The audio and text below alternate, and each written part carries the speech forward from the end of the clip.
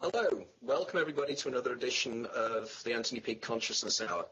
As many of you will know, I've been intrigued and fascinated by both the UFO phenomenon, the abduction phenomenon, and indeed the overlaps that these phenomena have with human consciousness, the near-death experience, and various other areas.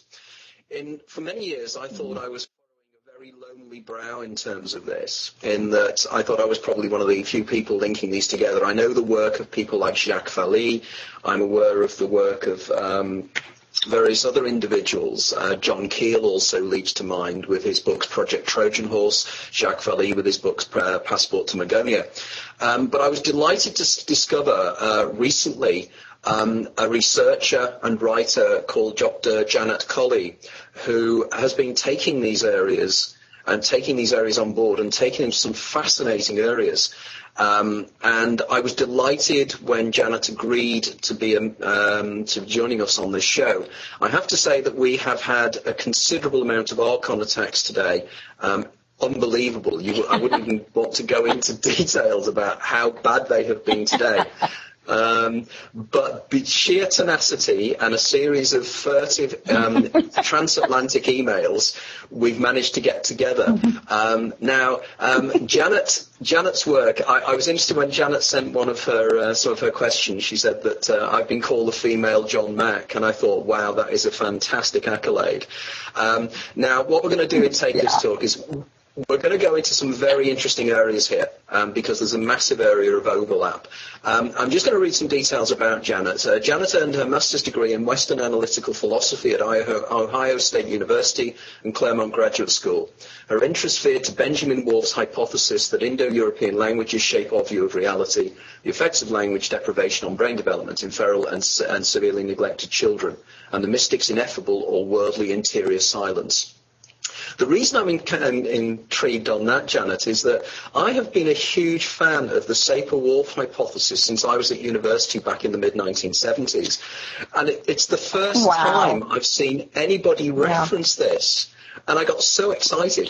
So before we even start, can we just have a quick chat about that? Because I'm really intrigued on how you're applying the Sapir-Whorf hypothesis to these things. So maybe you can give a little bit of background to the Sapir. Well, no. Firstly, tell us a little bit about yourself, so the listeners know who you are and what your interests are. And then we'll go into the Sapir-Whorf hypothesis.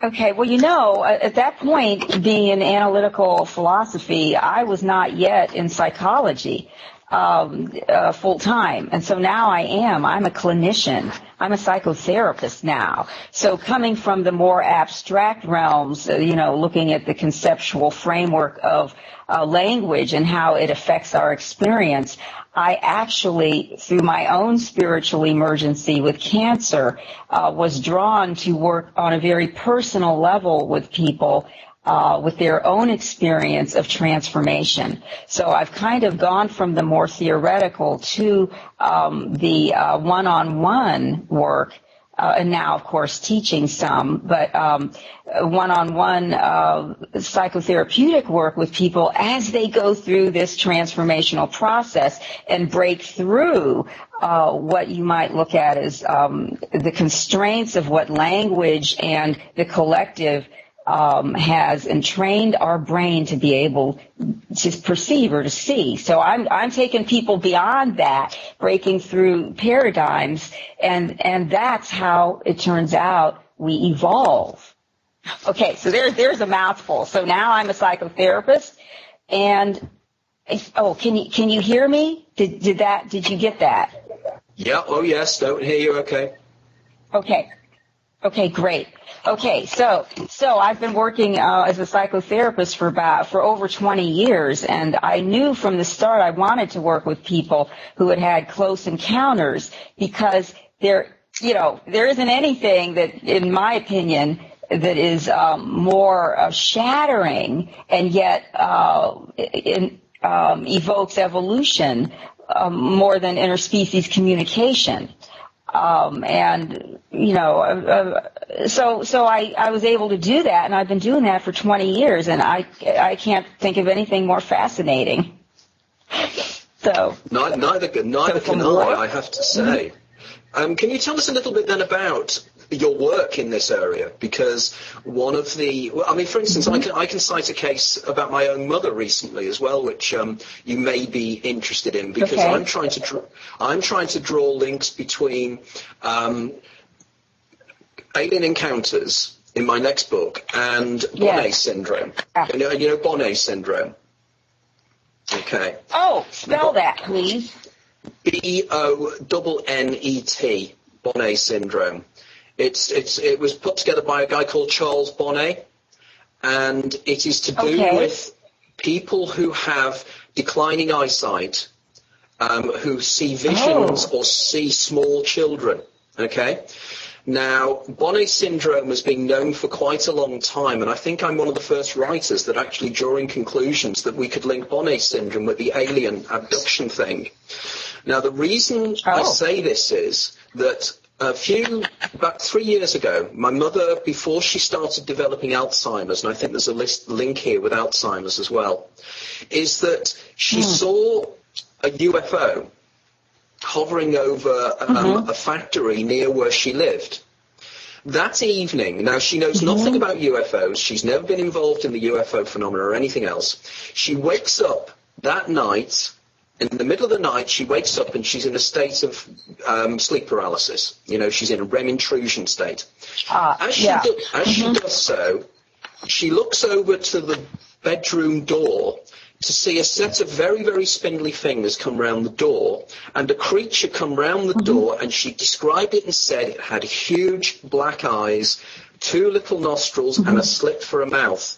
And it saw me, and it dodged back. Now, she's a widow, lives on her own, so when she phoned me up, I calmed her down, and I said, no, Mum, you know, it's obviously just a dream. But for me, it was far more than a dream. She sees a UFO, and then she has a REM intrusion of a grey, you know, which intrigues me. So moving on. So, go on. Why would you say that was just a dream? Well, I don't. That's interesting. No, I believe. No, not at all. I believe that in the hypnagogic state. Right. Yeah. You know, to me. I'm just wondering. That's one of the.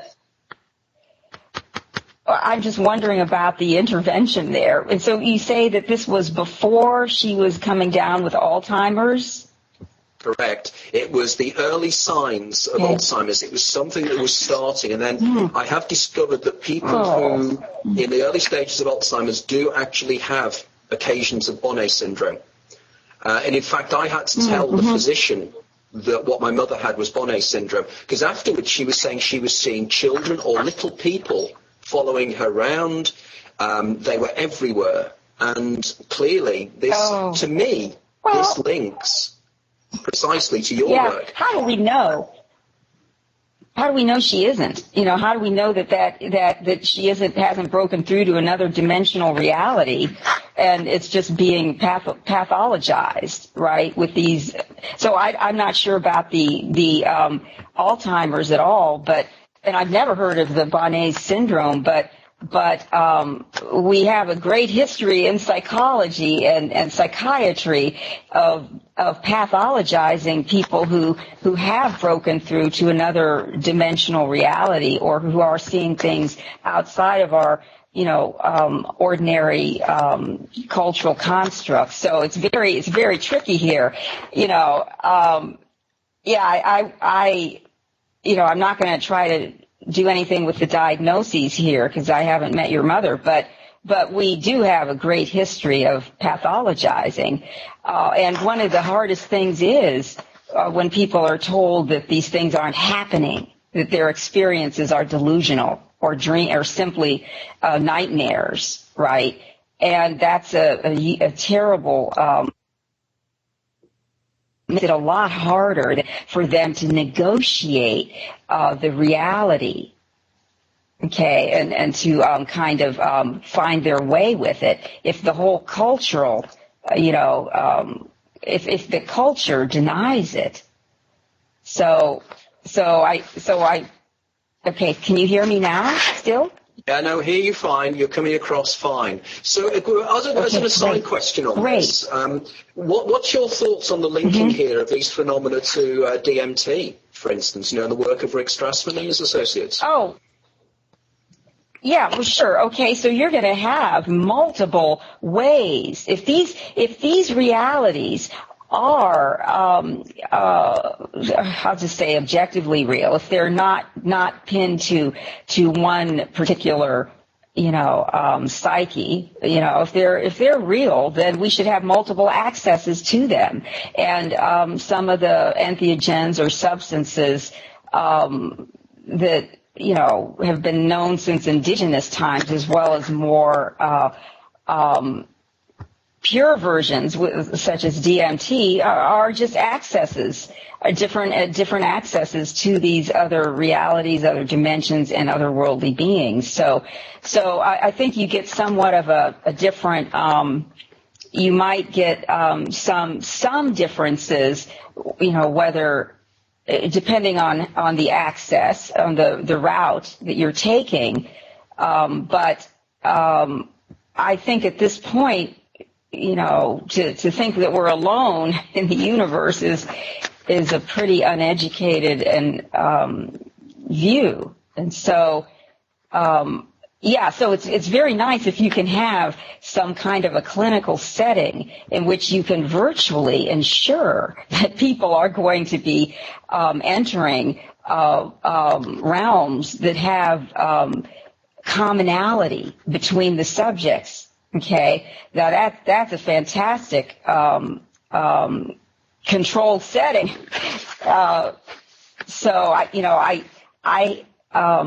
The people I'm working with in my practice have willy-nilly have been chosen, but then if you look at the lineage, generally it will follow the line in their family. So I'm curious about your mother now. If she's seeing a being, I would always be looking at, have you being in the direct line. If she has that capability or has opened up to that, then I wouldn't be surprised if you would as well at some point. Or so anyway, that's kind of a personal observation. Okay. But Okay, well, going back, we've deflected slightly onto me and my family, and because I think it's important to get that across. But I'm now keen to know more about your clinical experience in the sense of when did you first become involved in talking to people who had abductions? I mean, how did that set of circumstances come about? Because it's not something that you would naturally move into. But how did that happen? Well, natural to me, I would say. The one of the classic books I read, the Betty Andreasson Affair, is what my partner Thomas Beck, now Dr. Beck, and I read when we were in college, when we were at university. And so that was one of the things that we read that was very clearly had to do with mystical experience, authentic mystical experience. And we at that point decided, we wanted to research and study it. And so later on, after I had my experience with cancer, which was my own transformative initiation, then I went back to graduate school in psychology, and in school as a graduate student, I started a group. We put an ad in the paper calling for people who would like to be a part of a group, people that had some kind of close encounter or UFO experience, and so we formed a support group back in graduate school, and we started to go to a local UFO group, the MUFON group in Seattle, and there, I was to meet a person who became the subject of my first book, Sacred Encounters, and so we started back in graduate school. We knew it was authentic and could lead to mystical experience, and we wanted to know more, and we wanted to work with people. So we made it happen.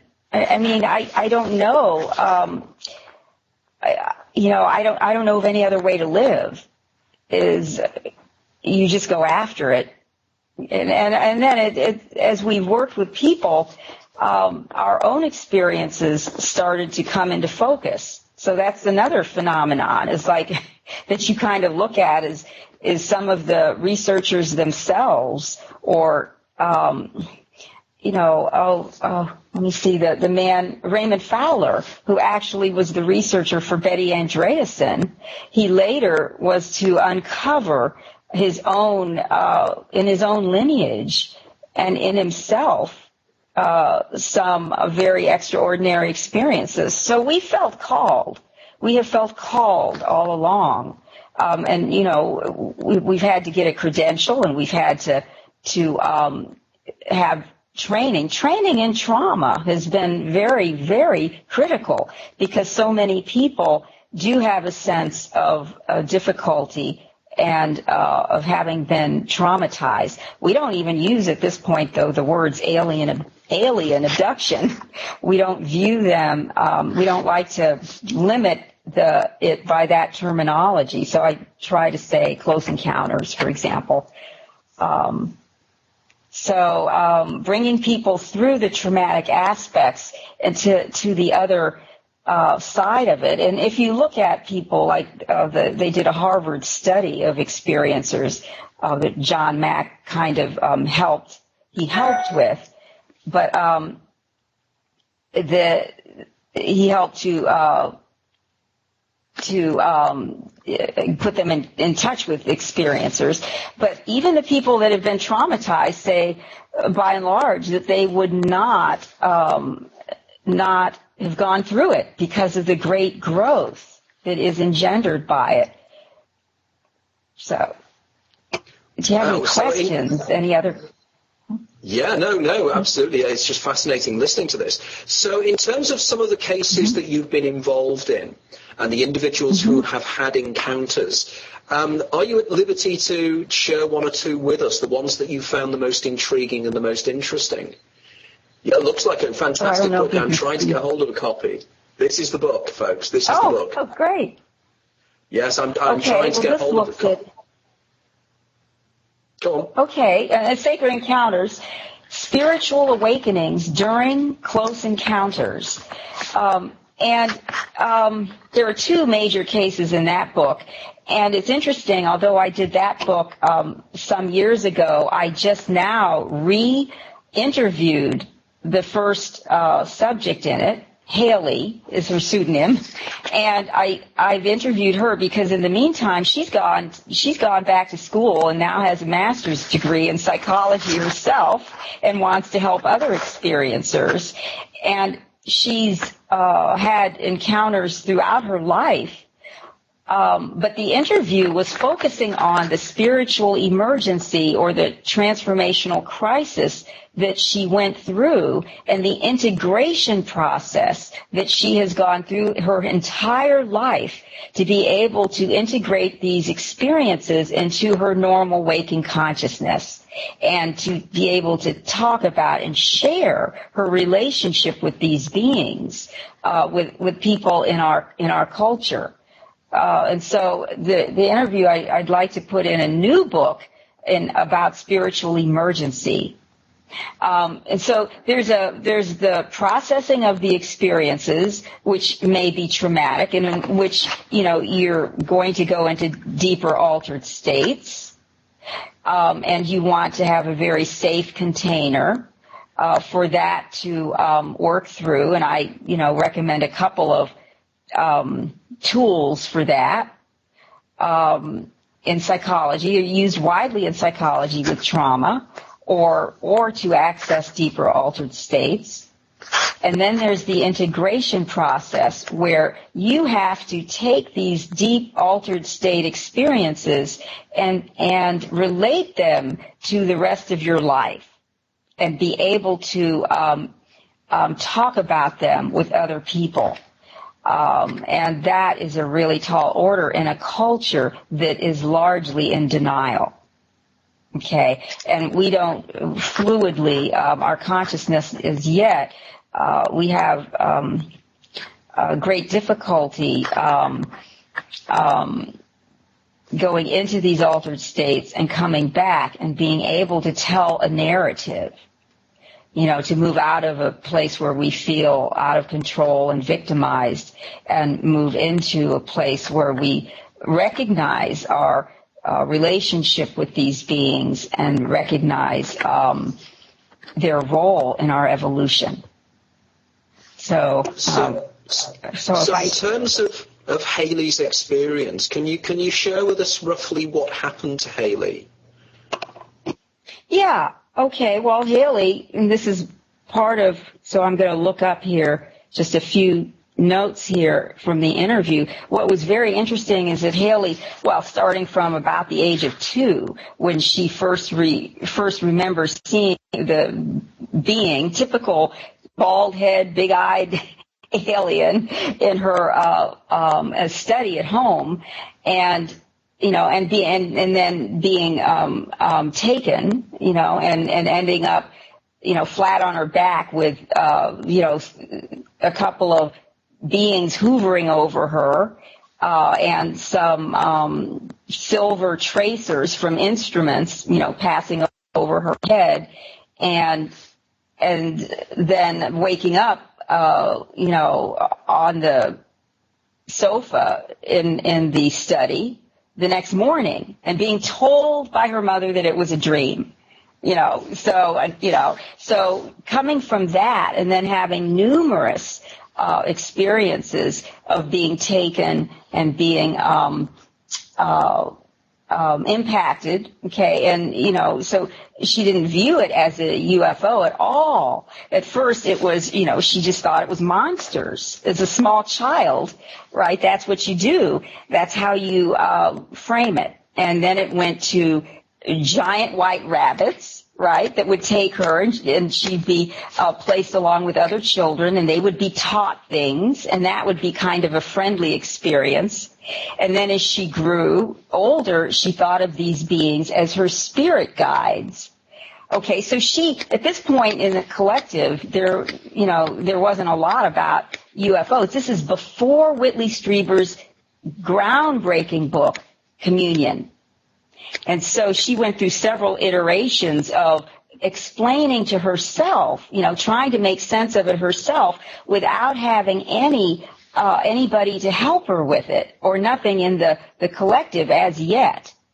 Now, when she saw the cover to Communion, if you remember the cover, it's an artistic rendition of a great big eyes, bald head, and she looked at that cover and she pretty much went into shock. And she said, "What's my spirit guide doing on the cover of this book?"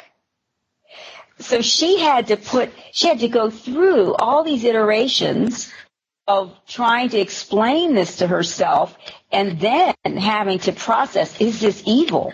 On top of it, because she had been raised Catholic. And so she would be brought to, a round white room is what she remembers, and sometimes a helmet would come down over her head, and she would receive images and lessons that got increasingly more symbolic as she got older. And she, for a long time, felt, that these were her guides, okay? And so for her, she didn't start to relate this to ufology or UFOs until her 20s. And so then she had to put all these pieces together. She met John Mack, she met Bud Hopkins, so she was meeting some of the big names in ufology, and she yet could not reconcile it with her own experience. So this just shows you how the human mind, and she became very adept at dissociation because she couldn't reconcile it with what she wanted to live a soap opera life. She wanted to be normal.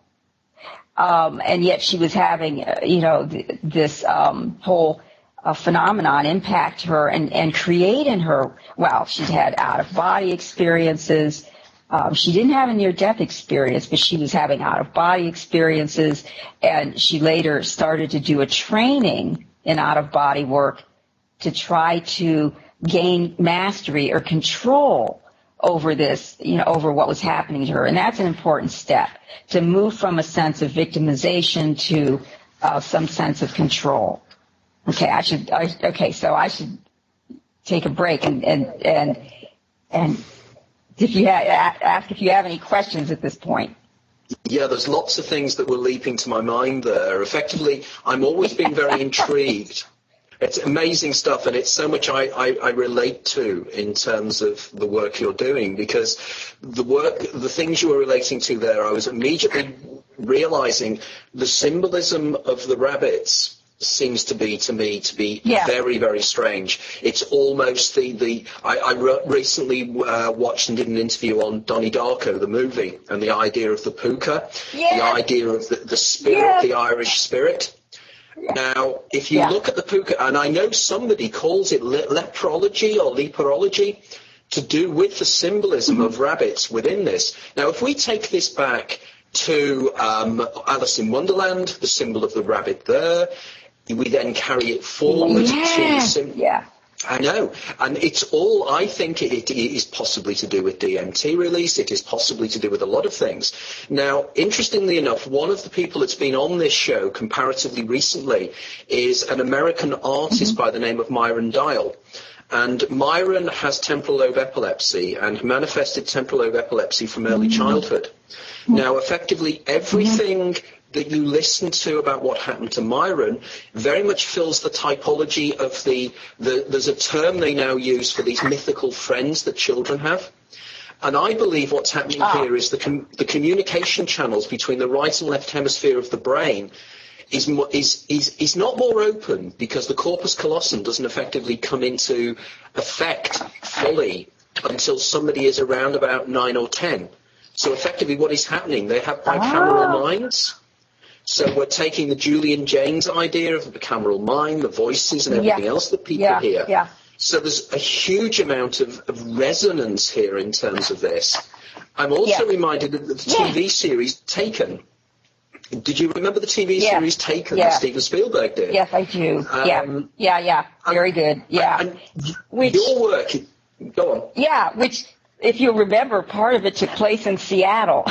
And they had a psychotherapist leading a support group with my hairstyle, and I always thought, oh no, this is somebody's looking in. But anyway, because Haley very much identified with that little girl who was the star. Dakota Fanning was the actress, and she identified very much with that little girl.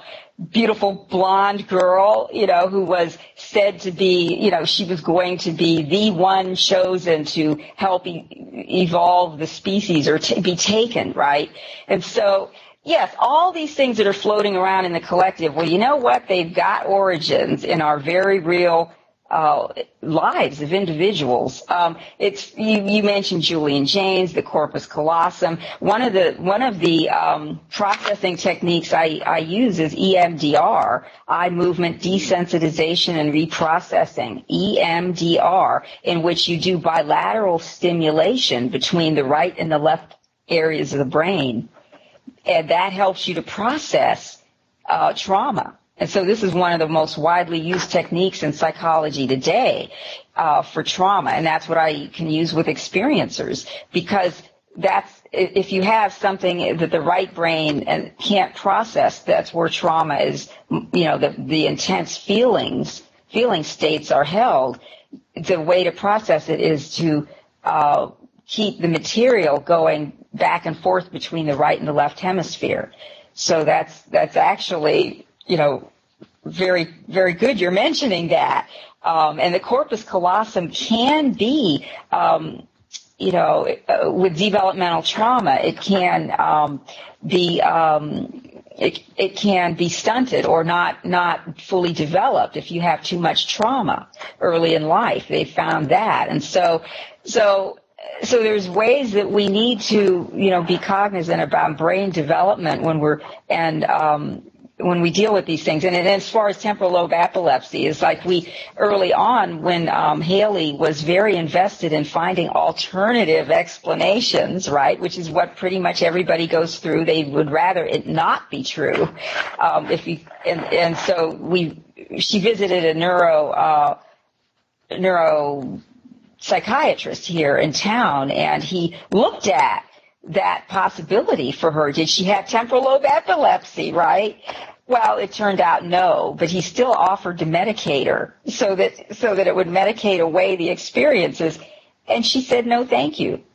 So it's very interesting. Now we have enough knowledge about neuroscience that we can start to link brain scans with these experiences and pretty much know what trauma research has told us for 100 years now is that people are not making these things up. If you have this intense emotion that leads to PTSD, you're not getting that by watching television. You're not getting that by fantasizing. Well, it's one of these things, isn't it? It's one of these things, isn't it? What tends to happen here is labeling is taking place in the sense that we feel because we define it as being an hallucination, therefore we have explained it. Well, of course we haven't. All we've done is we've given the explanation a label. Now, if you start looking at this, and we need to touch into this a little bit later on as we proceed, but effectively these things are Jungian archetypes that have been around for centuries. The imagery, if you look at the imagery of the classic Grey, and then you look at the imagery of the elf, you look at the work of people like Patrick Harper, you look at Jacques Vallée and his idea of passport to Magonia. We have these symbols that have been going on for centuries. And then I know you do this as well, and I do it in my writing. You link this now to the shamanic tradition and the idea of shamanism, the finding of the spirit guide. So here we have DMT, we have the corpus callosum, we have so many issues. Now, in terms of your own opinion of the classic archetypal Grey image, what do you think? What do you think that really is? What is that telling us about the human condition and the human mind? What your experience, because you're very experienced in this, and I'm really genuinely keen to have your opinion on what you think is happening here. Oh well, the humanoid or bipedal phenotype is pretty ubiquitous. First of all, but I don't view these just as archetypal imagery from the collective unconscious. I do believe these beings have that they're objectively real. So I, quite frankly, I don't. I can't say where they're from exactly, but I do think the beings themselves are real, are physically real. And so it's not surprising to me that we would have a lot in our artwork through the ages, or even cave drawings, or stories from folklore. All of this is not surprising to me, but I do think they have a very physically real genesis. I don't think we're alone in the universe as a species. I think we are being we're right now we're being impacted in I don't want to use the word invaded at all, but it is time that the veils of perception be either opened or cleansed, at least cleansed, to allow for interspecies communication. But what that involves is generally quite disturbing to the human psyche and to our cultural structures. And so the few individuals that go through this, like Haley, well, she was basically told that we were undergoing a species shift, and that shift would progress through individuals like herself. What the process or dynamic she's gone through will spread like a wave, because we're all connected. It would spread through the species and allow for us to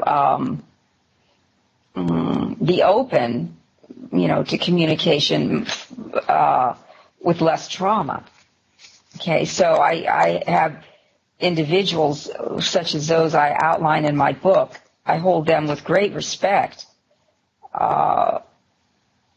and am privileged to communicate with them and to, if I can be of some service in helping to facilitate their process. So yes, they definitely have an archetypal connection, but from my perspective, these are species that are, have had a role in our own evolution and continue to play a role in our evolution. The word that Haley came up with during the phrase she came up with during our interview, if I can just access it for a minute, is this is an evolutionary injection. We are being interacted with, and it will advance our evolution as a result. I'm very fascinated by the idea that we sort of are confusing things here, I think, in the sense that we're assuming that because these entities are somehow intradimensional, for want of a better term, that they can actually manifest within our subconscious, that they're somehow therefore a creation of the subconscious rather than they are influencing the subconscious to come through. Right. And very much I'm intrigued by, for instance, the idea of the way people, when they take ayahuasca, the way in which you have the symbolism of the snakes within ayahuasca, the way the symbolism goes right back to DNA.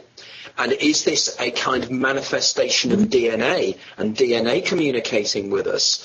That there are so many areas here of massive, massive overlap. And I think this is why I'm delighted to make contact with you, because it is clear that you know very little about my work, and I've only recently been introduced to your work. But I think effectively, rather like I'm discovering with lots of other researchers around the world, we're all going up the mountain by different paths, but the destination is going to be the same.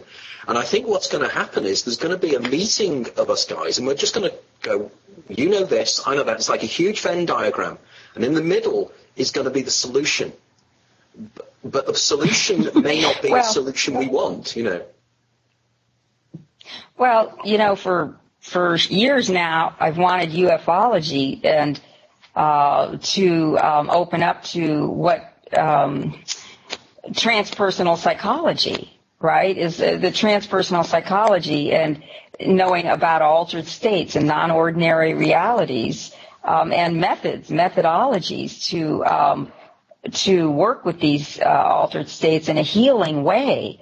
As with Stanislav Grof's holotropic breath work, is a wonderful technique, a wonderful technology for accessing deep altered states in a beneficial and healing way. And so from ufology to transpersonal psychology is like we have to learn from each other, as well as ufology and near-death studies. It's like I've tried to bring these two together. And then within psychology itself, we have clinical psychology, which looks at things as more, disease states or readily pathologizes, to bring that together with transpersonal psychology that looks at sacred or mystical and non-ordinary experience. And so the heart of healing, as I say, can be engendered by trauma. But there's an evolutionary dynamic within the human brain, the human psyche, that will take all of these things that will bring higher order consciousness as a result of trauma. Now that's fascinating to me, and that's what I rely on with my work with close encounter experiencers, as well as, anybody that would be working with something as mundane as a panic attack or OCD, obsessional compulsive disorder. It turned out to be portals to higher consciousness. So I think, what you're saying is really true, in the sense that our psyche holds the key to these mysteries. And yet I don't think it's all just within human consciousness, that I do think that these are realities that we're now, entering, that it's not all just an archetypal, an archetype within human consciousness. So that's where my clinical work has been invaluable. I can't afford to be just an armchair philosopher at this point. When you work with people individually, you get a more complete sense of, how do you tell the difference between what's out there versus what's inside? Totally. I mean, one of the reasons I first came across your work was we're both members of the International Association of Near-Death Studies, and indeed we both had papers published in the journal. And one of the paper you wrote on the quantum mechanical analysis of the Panoramic Life Review, I read that and I was bouncing up and down with excitement, because if you get hold of my first book, Is There Life After Death, one of the major areas of that book is the Panoramic Life Review.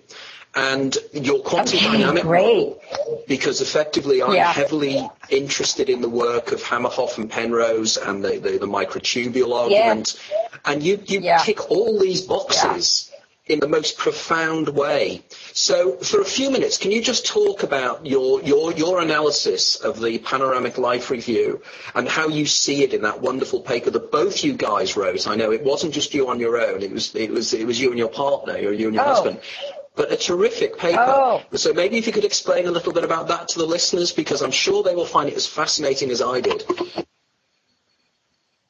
You know what? And I'm looking over at my partner just now and saying to him, do you want to take this question? And he's shaking his head. We're like, oh boy, at that period, so I forget when that was authored. In that period of our life, we wanted to take things within the fields of neuroscience, right? And physics, right, and apply them to these mysterious realms like the near-death experience, and how could somebody possibly I remember everything that's happened to them and see it from the different perspective, not just their own personal, but from somebody that it was happening to, which, by the way, is something Haley touched on in our last interview, is that she's becoming more and more empathic and can readily now pick up something from someone who's sitting with her, right? Which is one of the things that these encounters have engendered within herself. But we wanted to provide a scientific explanation for how these things can happen. The near-death life review, and we looked at quantum phenomenon and something like the 0-point field as a repository for all experience.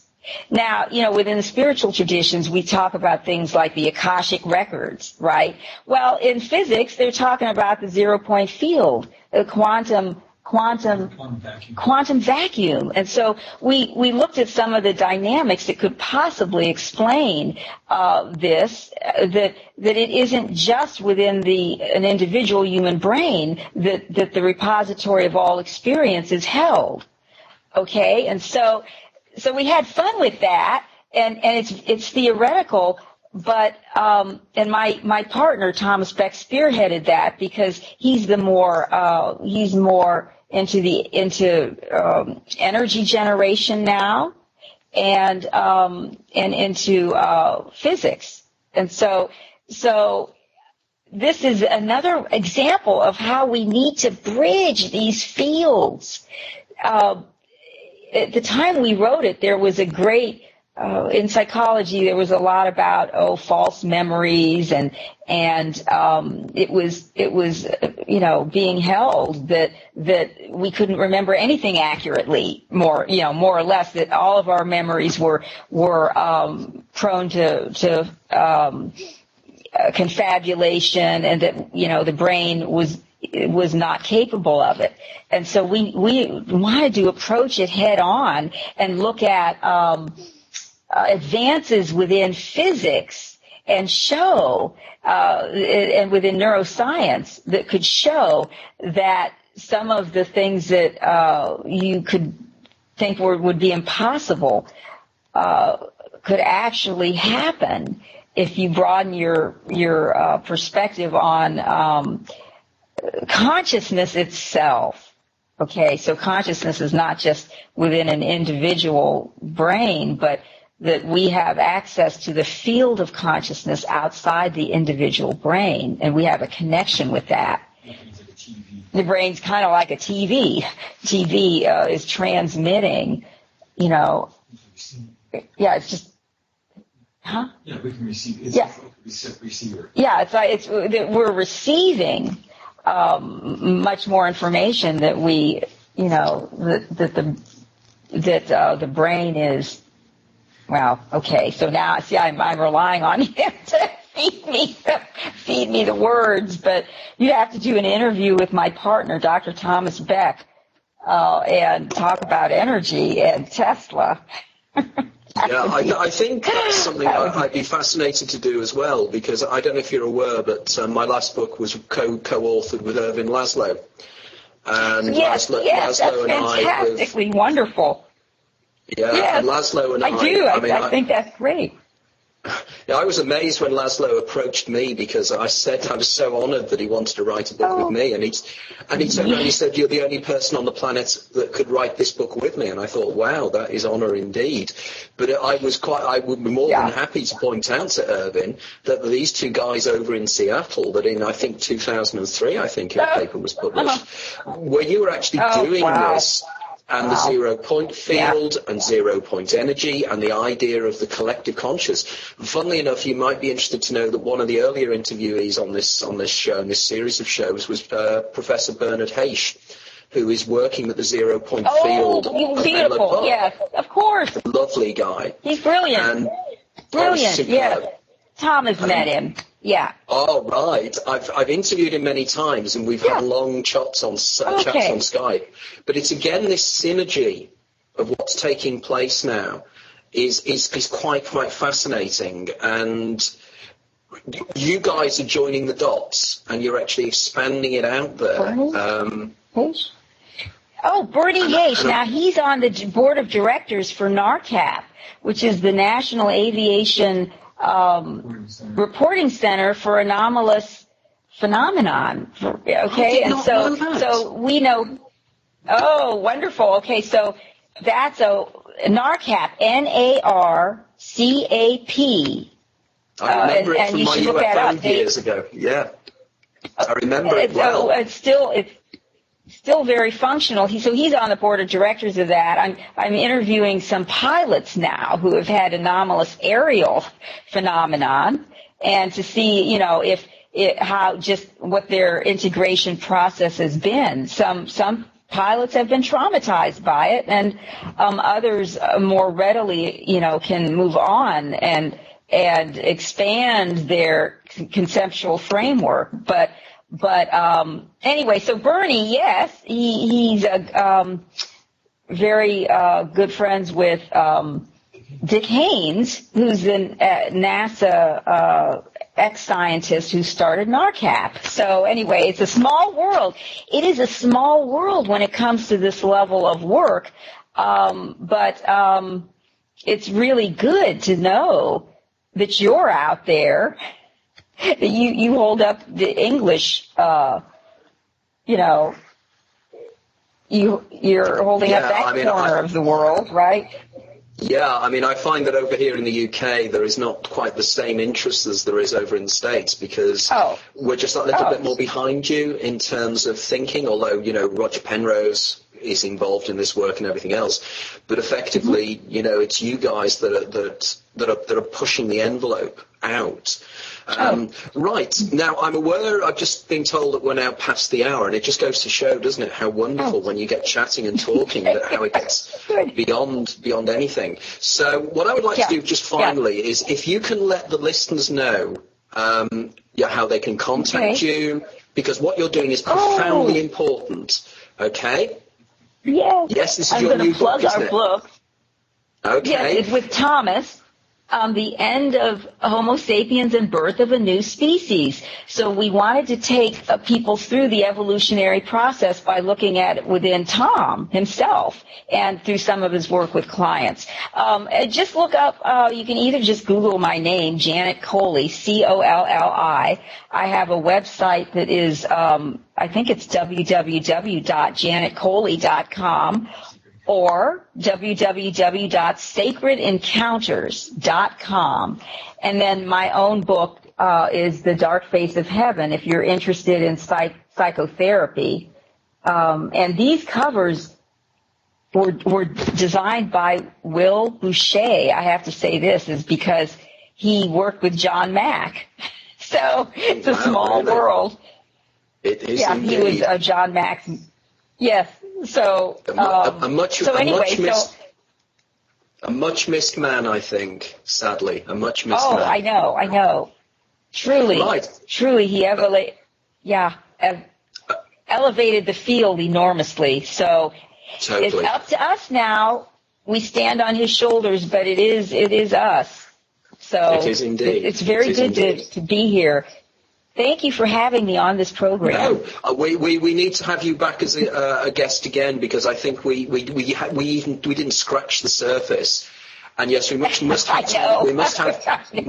have Thomas as a guest as well, because clearly, there's a great deal of synergy. Now, on a personal level, I'd like to talk to both you guys privately anyway, sometime in the next week or so, because my new book, Opening the Doors of Perception, is so much travelling along a very similar line, because I'm redoing the Aldous Huxley idea, taking it forward for the 21st century, and that will be out in the States next March or April, I think.